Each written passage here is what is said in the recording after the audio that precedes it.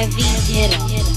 Sucker. Yo, my brothers, Mathematics and the Rza in the building. Respect. Yes, Peace, sir. gods.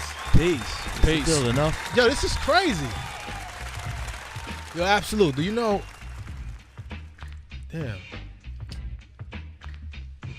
In 95, 96, we went on tour together, right? 95. We were on the show tour. Yeah, that was 95. 96, 95? That was 95.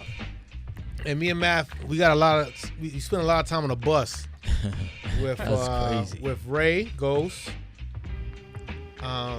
Foxy Brown, Onyx, Oh. Eric Sermon, Marley G. Marley G.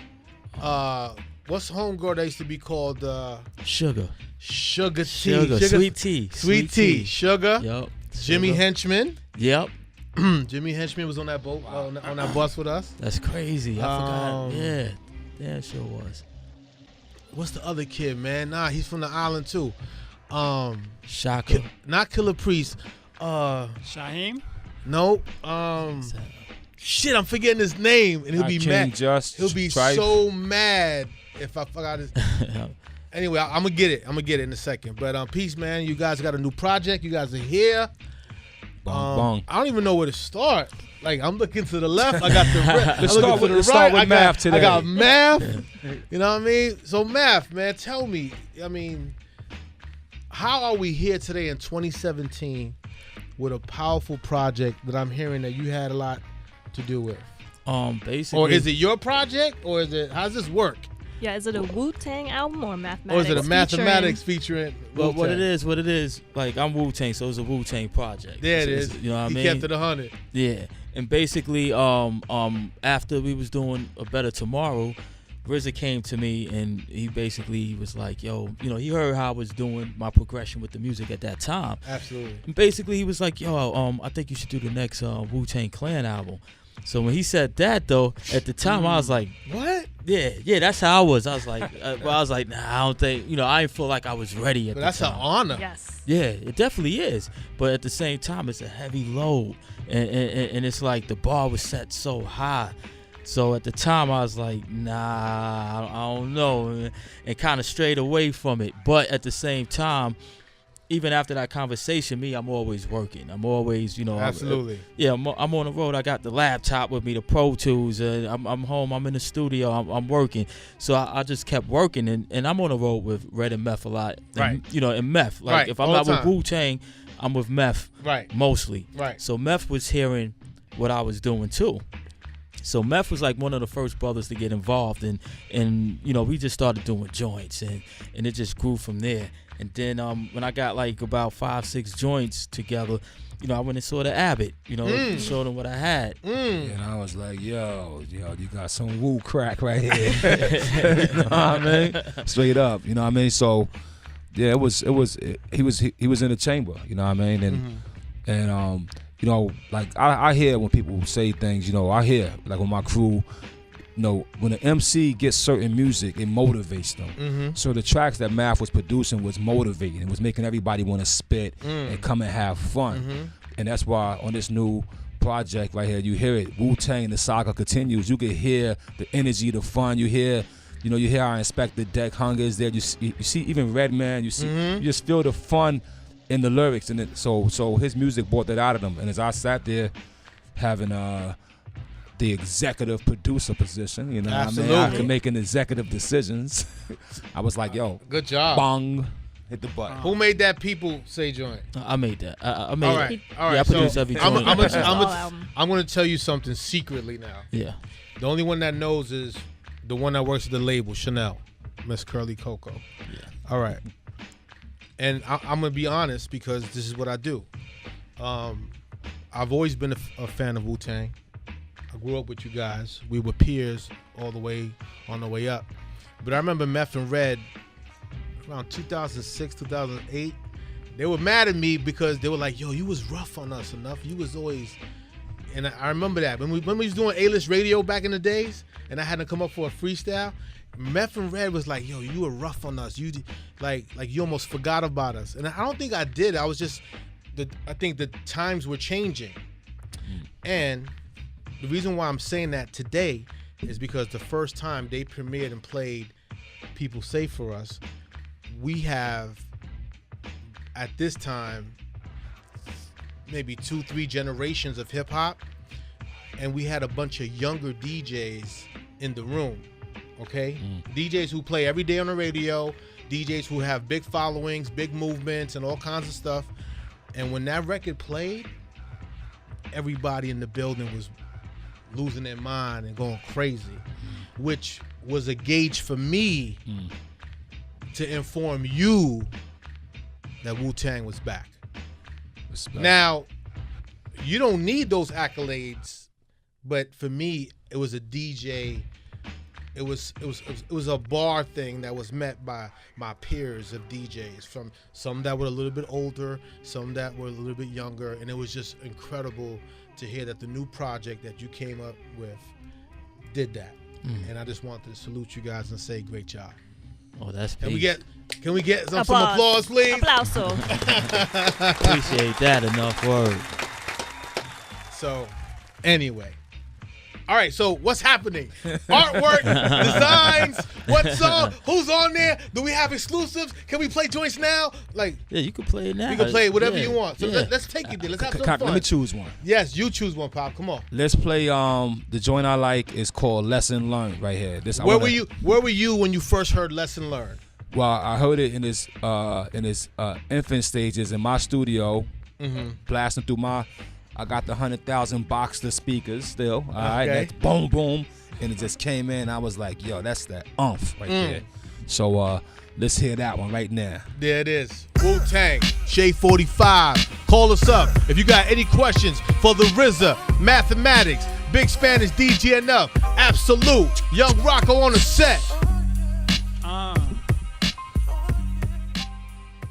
Mathematics. Big up Reggie Nobles. That's my dude. Yo, right Math, now. I never knew you made the sign. You ain't never. All this time? Nah. Get out of here. Like, that's not. I mean, I'm a DJ. I want to hear the music. I wasn't thinking about the art back then, but she told me. She was like, "Yo, he created the." I said, "Word? I didn't know that, son. Yeah." Okay. Yo, congratulations, Pop. Oh, thank you. It's old, but you did it. Well, it's about goddamn time. Yeah, man. It's about damn time. 20 years later, I'm gonna congratulate you on that. That's crazy, man. I love these stories. I love the origin of hip hop and original stories. My story with the RZA is, I don't know if he remembers. He might not. I was filling in for the world famous Cool DJ Red Alert. It was probably 1993 or the same year you dropped Protect Your Neck. And I know to this time, you've never had airplay on Kiss FM radio. I know that for a fact. Only person that was playing it was probably Stretch Armstrong and Barbito. I can't say what other DJs. Maybe Kid Capri. Maybe that time. Capri, yeah. But I called the number on the record, and you picked up. And this is why I'm cracking up. And you weren't the RZA. It was Prince. It was Prince something. Yeah. And I called and I said, "Hey, my name is DJ Enuff. I'd like to introduce myself to you, but I'm filling in for Red Alert tonight, and I really would like to play a record. So I want you guys to just tune in." And I did that. And then that evening, I was DJing at the Pink Pussy Club, Cat Club, something on 13th Street.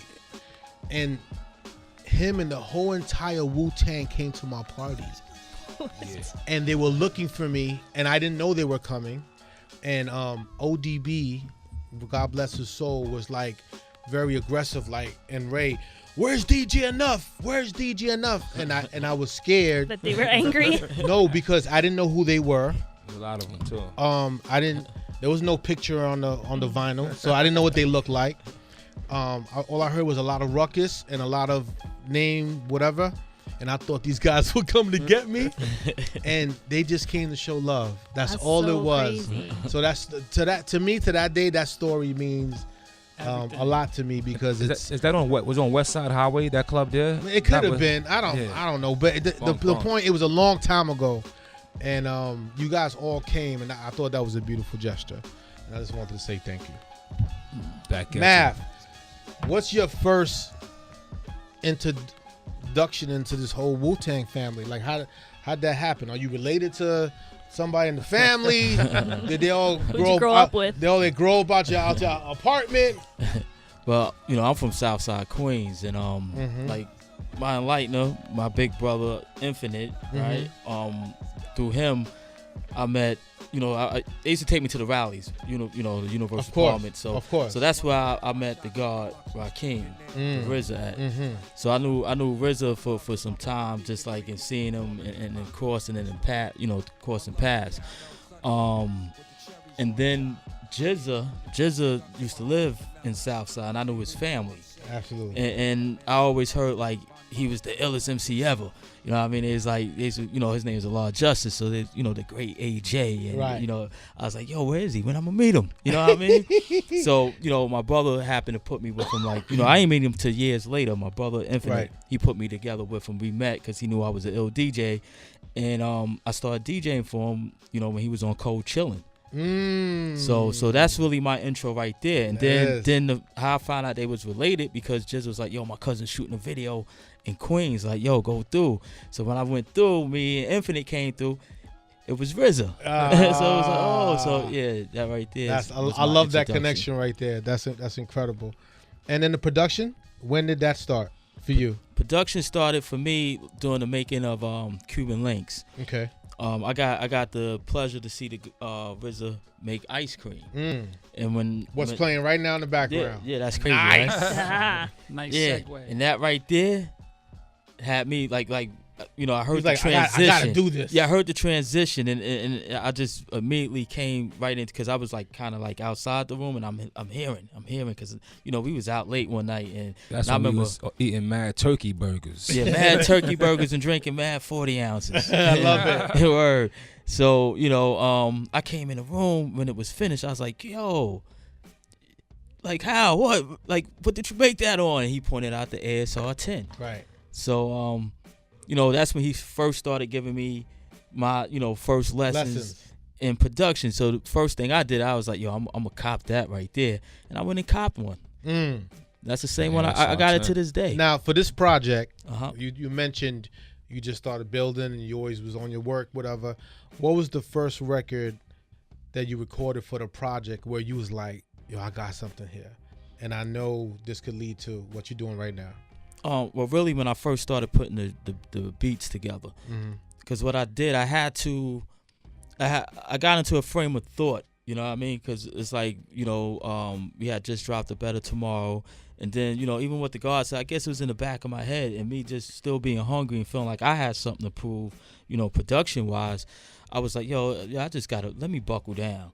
So what I did one night, I just picked out 2 CDs out my collection to listen to. And those was the last 2 CDs I listened to. Last bit of music. Everything I was listening to was what I was doing. I, you know what I mean? Go do a show, I do the show. After the show, I got the headphones on. And then my phone is the work I did that day, rushing to get back to the hotel to get back to the music. So it's like if I shut off radio, I shut off everything. Everything. Only time I heard a little music different is like if I'm driving with the kids or something, or absolutely, if they playing it in the house. But other than that, I did my best to shut everything out. You zoned out. I just wanted to What you Yeah, telling the 2 albums? Which ones were they? Oh, the first album I listened to was Into the 36 Chambers. I listened to it from beginning to end, and I just dissected it like I never did before. And this time around, I kind of actually like phased out the vocals. I was able to hear them because I was hearing certain things with the vocals and how he manipulated certain things too. But I wasn't like, like when you listening, you just all into the rhyme. Nah, right. I always listen to music, but this time I really took the time to really analyze everything from beginning to end.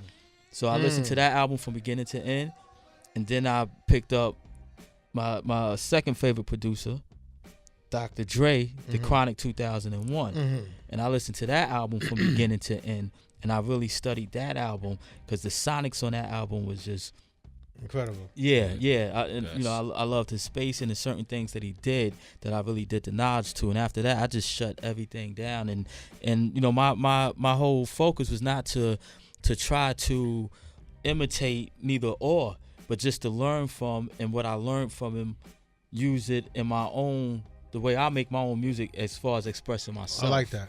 So when I like that. Yeah, so when I started putting these beats together, I knew it was something special too, but I didn't want to be like, yeah, I got that shit, because anything you do always sound good to you. You know what I mean? So, Absolutely. Yeah. All right, I want you to pick a song. Pick play a song. it, and we'll come back with more. Oh, damn, it's hard to pick one. They're all your babies. They're all your They're babies. all my babies. They're all your my babies. You know what? Either Pearl Harbor or Fly Navigation. Yes, sorry, You like Pearl Pearl Harbor? All right, Pearl Harbor Sean it Price. is. Yeah, Let's rest go. in peace, Sean Price. Let's play that, man. This is Shade 45. We got the Rza and Mathematics in the building. World famous WuTang. WuTang. Saga Continues. WuTang. You want to talk to them, call us up. We back, baby. Shade 45, DJ Enuff, world famous heavy hitters. Absolute in the building. My man DJ Rocco, a.k.a. Now's G on the set. Melissa Sweets, Navani, the Rza, Mathematics. And Miss Curly Coco just gave me the CD. I'm waiting for the vinyl. I'm waiting for the vinyl to come. The artwork is dope. Yeah, it the is artwork dope. Who did the artwork? The artwork was done by it was a combination of individuals. The graffiti, was Gano. Was Gano? Yeah, Okay. and he does like when you see Can It Be Also Simple, he did the graffiti work in the video and a lot of our joints. And then the other one, a lot of the characters was drawn by a brother named Glyph out of Chicago. And he's a brother I ran into. We did an after party in Chicago. I was DJing, and he was a fan. He knew my history, and basically said I influenced him to draw. So he knew I did the WuTang logo, which you didn't know. Damn, son. blowing up spots. Yeah, I got another one. Okay. Yeah, but he knew I did Jizza logo, and I designed the characters on Jizza's Liquid Swords character. Damn, you did that one album too? Swords. Yeah. So you had So- a background in graphic design, right? Yeah, I went to school for graphic arts and all that, in high school. See what happens when someone reads the bios and someone reads the information on the sheet. Yeah, she seems. Yeah, exactly. Yeah, she's well informed. He came. He had his black book with him. He opened it up, and I looked at it. I was like, "Yo, this is dope." I was like, "Yo, let me get your number." Absolutely. So I got his number, but yeah, so that's how that came about. No, it looks very nice, man. I applaud the work, man. I'm trying to put that on the back of like a jean jacket. Crazy. Oh, You know yeah. what I mean? I can see that. That's tough right there. Absolutely. You got any questions for the gods? I mean, most people really don't know. I didn't really know how good of a DJ that Mathematics was. You know what I'm saying? Right. Like he was at a party on Friday for the album release, and Mathematics really killed it. He gets busy. He gets busy, and you know what I'm saying, the scratching, Yeah. the cutting is precise. He Yeah. was mad excited about getting on the 1 and 2s. Yes. He had the old school, the classic Autophone needles. Yeah. The Kid Capri joints from Def Jam Comedy Jam. like for real, I ain't seen them things in a minute. Yeah. And he had them. He could have used Graham Jones needles. I'm putting them on my needles. There it is. So, he's a dope DJ. That goes to show you that's the real art of DJing, and I'm glad you still have that, brother. You know what I mean? I want to salute Yes. that you guys work with indie artists too, like Chris Rivers on the album Oh, yeah, as well. he dope. Yeah, how did you come to work with him? From Dominican Drew and a couple other brothers I know. Absolutely. And the first time I heard Chris Rivers was on the joint, My Three Sons. That was with him, Young Dirty Bastard, and Eazy-E's son. Right. And I was like, Chris Rivers blew me away. I was like, yo, he nice. Big pun Yeah. son. Yeah. And just Respect. being Pun's son, it's like, come on, that's family too. Yeah, it's like, absolutely. from the Loud days, and so Absolutely. yeah. But that's how that happened. So, because I've been rooting for him too, so I was like, yes, I'm glad that you guys connected and that Oh, yeah. happened. I got a he question for you. Yes, sir. How you manage, if you manage, or how do you get the brothers to come out and do shows with you now for this project? That's Is that challenging in itself? Because there's so many members. yeah, and everybody's so all over the place. So, Uh-huh. it's a good. Is that a good question? yeah, that's a good question. What's the answer? Abby, you got the answer? It's RZA. RZA handles all that. yeah, you got the answer? the You know EP. what? The cool, the executive producer That's decision. right. Now, we just did Fallon this weekend. How was It was that? RZA, I said RZA like it's not. Third person. It was RZA, Ghostface, and Capadonna.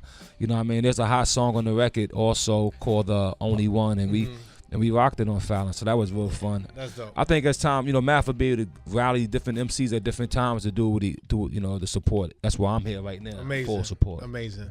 I thank you guys for coming through, man. That's the one I should have said play, right? My only What's one, up? right? Yeah, let's play People He Say. wants to People play say. only one. No, we'll save only one for that. We'll come back for that. We'll come back for that. People say that's Yeah, let's play the single. This is People Say off the album The Saga Continues on what? 36 ALC E1. There it is. But still, Yo, thank you guys for coming through, man. so ferocious. Don't worry about it. The disciples are now well aware